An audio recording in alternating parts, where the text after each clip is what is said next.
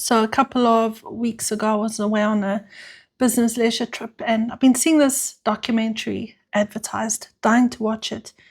I call up one night and I press play, cholesterol code. I'm sure many of you have seen it advertised. And I went in expecting some cutting edge research I'd never heard before, perhaps research I had heard before, but packaged in a way that didn't require basic understanding for the general public to understand. But either way, I was excited. So it started okay. I wasn't exceptionally blown away. And in fact, I only got like 15 minutes in on the first attempt, and I started watching again the next evening. But it became clear very quickly that the filmmakers were approaching the subject from a pro-keto perspective. Now, I've no issue with that because context matters. The central question was fascinating nonetheless. Is very high cholesterol actually dangerous in a metabolically healthy person following a ketogenic diet? Like I said, with almost anything involving human health, context matters. There are variables. No two individuals are metabolically identical. So 100 participants, I don't know. And when you package research like this for the general public, you need to be incredibly careful about the message that people walk away with. And this is the biggest problem I had with this documentary, because for the wrong person, interpreting this message incorrectly can have devastating results. It wasn't far into this documentary before I started seeing cracks. This is why a documentary like this can be so convincing. People assume that they are metabolically healthy. We have doctors, researchers, scans, graphs, personal stories, people who genuinely transform their health on ketogenic diets and feel fantastic. That part cannot be disputed. And the question surrounding all this research was, what if very high LDL cholesterol isn't actually dangerous if you are metabolically healthy? So let's stop at the word if. How many people actually know whether they are metabolically healthy? And I have a problem with everything keto and carnivore when it comes to this. How many people are regularly testing their glucose, insulin, triglycerides, HDL, ADL, LDL, ApoB, and specifically inflammatory markers? How many people know their blood pressure? How many people genuinely know their family history? Is your liver working correctly? All of these things make a difference. And yes, advanced cardiovascular imaging is expensive. I haven't done it myself for this very reason, but blood testing is considerably more accessible and should be mandatory for anything that is not an actual normal human, yes, I said human, diet. So you're sitting there scratching your head wondering, what is a normal human diet? Exactly my point. And if you're going to adopt a diet capable of dramatically changing your lipid profile, you should know what that profile looked like before you started and what is happening to it afterwards, even though you don't know what's going on in your arteries, because unless you've checked, you don't. High LDL isn't a problem. Is an incredibly dangerous sentence without context. And I've been saying this repeatedly for a very long time, because people write off that as fact and they use it as a permission slip, and they really shouldn't. For some people, elevated LDL and ApoB exposure is very much a problem. I know, because I'm one of them. You cannot casually what if cardiovascular disease. That is a very dangerous assumption, particularly when one of the major papers underpinning this conversation in this documentary was retracted. Not just criticized or challenged by another scientist, which it was heavily criticized, it was actually retracted. Yet, the documentary was still released to the public for obvious reasons. Now, let's talk about who they actually studied. And this was obvious to me almost immediately. The researchers weren't studying your average middle-aged person who is overweight, mildly or insulin resistant, stressed, relatively sedentary, and has spent 20 years bouncing between diets or on the couch in front of the TV. They recruited 100 highly specific people. Participants that had followed a carbohydrate-restricted keto diet for at least 2 years and had developed LDL cholesterol of at least 190 milligrams per deciliter, which is approximately 4.9 millimoles per liter. And for context, me personally, my total cholesterol sits around 6 to 7 millimoles per liter on a normal day. If I consume a lot of animal fat, that number can shoot up to 12 millimoles per liter. 12. I was 19 years old. I was sent straight to the lipid clinic for screening. And things like this don't happen in isolation. This happened to me again a couple of years ago. Decided to go carnivore. Cholesterol shot up. I didn't think it was a problem. But my triglycerides and my inflammatory markers went up with it. That changes the conversation. I was not eating ultra-processed foods. I was not stressed out. In fact, I'd just come back from holiday. I was feeling great. Yet, my triglycerides and inflammation markers rose into the danger zone. So, as it stands for me, and for many people, whether you know or not, you can have a liver that already seems perfectly capable, for me, of producing enough cholesterol for a small country. It's my running joke. So adding large amounts of dietary cholesterol and saturated animal fat clearly doesn't work well for me.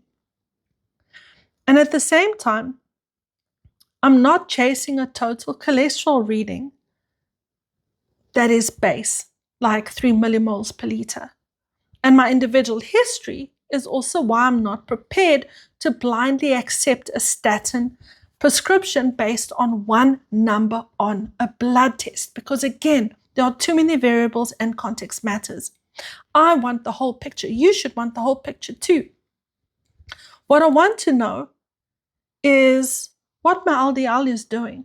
What are my triglycerides doing? What is my ApoB doing? What is my glucose and insulin doing? What is my liver doing? And what are my inflammatory markers doing? Even autoimmune, what is my body doing? That's how much context matters. So my response to a high animal fat keto diet may be completely different from the response of one of the carefully selected people in this documentary. And that's precisely the point. On keto, I had crazy IBS symptoms because of the lack of fiber. And yes, you got to do it properly if you don't want those symptoms, but not everybody knows this. So back to the study.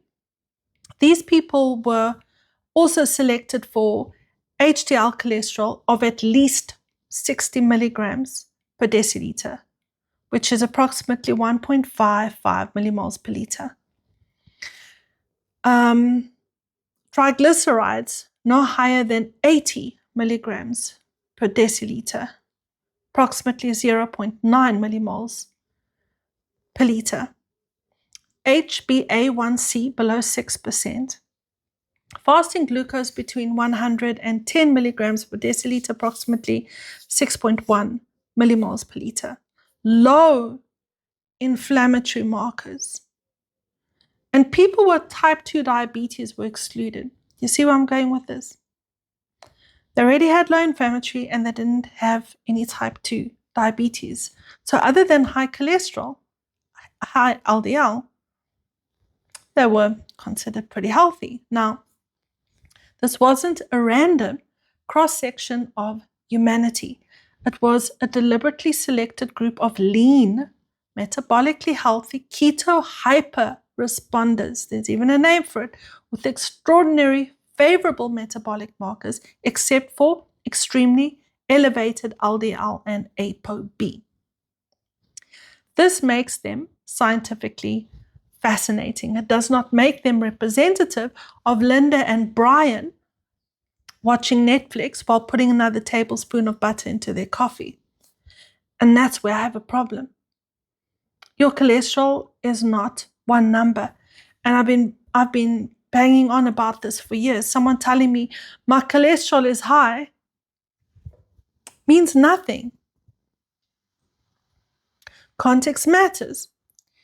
So ApoB, a lot of people want to know ApoB. It's becoming a popular marker to check because there's a lot of new research around it. So imagine your arteries as roads.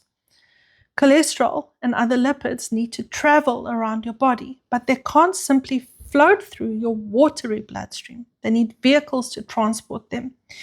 And ApoB containing particles are those vehicles. LDL cholesterol, low density lipoprotein cholesterol, it gives us an indication of how much cholesterol is being transported inside LDL particles. ApoB gives us a much better indication of how many potentially atherogenic vehicles are circling.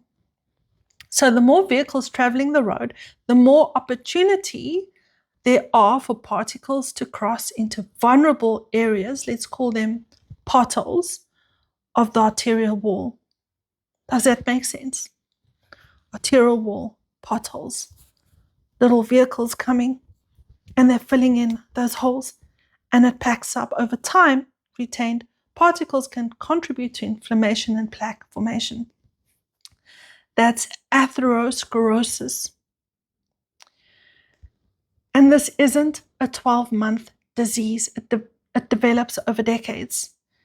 So following 100 exceptionally metabolically healthy people for 1 year, and then allowing the public to interpret the findings as reassurance about lifelong exposure to extremely high cholesterol should make us very uncomfortable, especially if someone already has atherosclerosis. And this is what they found in the study. Existing plaque changes the conversation considerably. Yes, some participants showed plaque progression during follow-up. And the strongest predictor was the amount of plaque they already had at baseline. Doesn't prove that keto caused it, but it sure as hell doesn't prove that extremely elevated ApoB is harmless. And this is where documentaries become dangerous, even social media. There's a lot of misinformation floating around, and people tend to hear the information, what they want to hear, and run with it. I see it all the time. If something validates what they're already doing, wonderful. If it challenges their beliefs, suddenly everyone becomes defensive, and this is purely psychological. Then we get the brave outsider challenging big pharma and the establishment, crowdfunding, citizen scientist, David versus Goliath. And listen, I'm all for questioning established thinking. I have plenty of my own questions around the way statins are prescribed and used. I don't like it. Science literally requires us to question existing thinking because that is how we produce better science. That's just how it works. But questioning science doesn't mean studying 100 extraordinary specific humans for 1 year and giving that reassurance to everyone who owns an air fryer and has recently discovered beef tallow. It's dangerous. And then there were the carbs, which bothered me enormously because I was one of those people, low carb this, low carb. biggest mistake of my life. The fastest way I ruined my health even more than it already was eliminating carbohydrates. And I'm not talking about refined flour and ultra-processed foods. I'm talking about butternut, squash, potatoes, sweet potato, good, healthy, whole food carbohydrates, even whole grains. So again and again, they're talking about fixing their glucose, and because they've eliminated carbohydrates. And my immediate thought was, compared with what? Literally, because I've had clients removing refined carbohydrates and still eating good carbs, and their markers still improved. So if you are removing refined sugar, refined flour, ultra-processed food from someone's diet, and you watch their glucose improve, it doesn't prove that carbohydrates were the problem. It's the same problem I have with GLP-1's argument that it fixes everything. The only thing it proves is that the previous diet was the problem. There's a massive nutritional difference between a donut and a lentil, but yet they're both carbs. There's a massive difference between white bread and intact whole grains.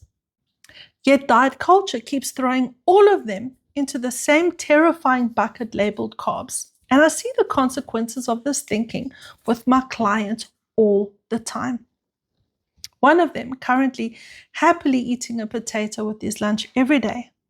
And he's the healthiest he's ever been. He didn't need to lose weight, but didn't feel great. And he had persistent digestive problems. We brought whole food carbs back into his diet and he's turned around. Doesn't prove everybody should eat potatoes, just as somebody improving on keto doesn't prove everybody should remove carbs. It proves that context matters. Know your numbers. That's what I want you to take from this.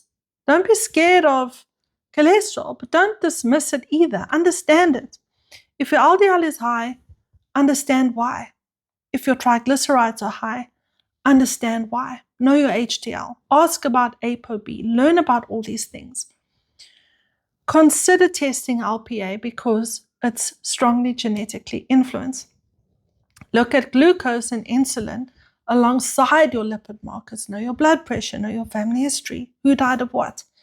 And if somebody tells you that one beautiful number magically cancels out another, start asking questions. Speak to the people that are actually cutting arteries open. That's who I want to listen to. I want to hear from the cardiac surgeons. What are you seeing? Low triglycerides don't grant LDL immunity. Being thin doesn't make your arteries bulletproof. Everyone knows that one marathon runner who had a heart attack, maybe 2, maybe 3. And this is the part of the cholesterol code that genuinely scares me. And when a paper at the end of that conversation has been retracted because the reliability of the data could no longer be defended, makes me worry. Perhaps it's simpler to say, we just don't know yet.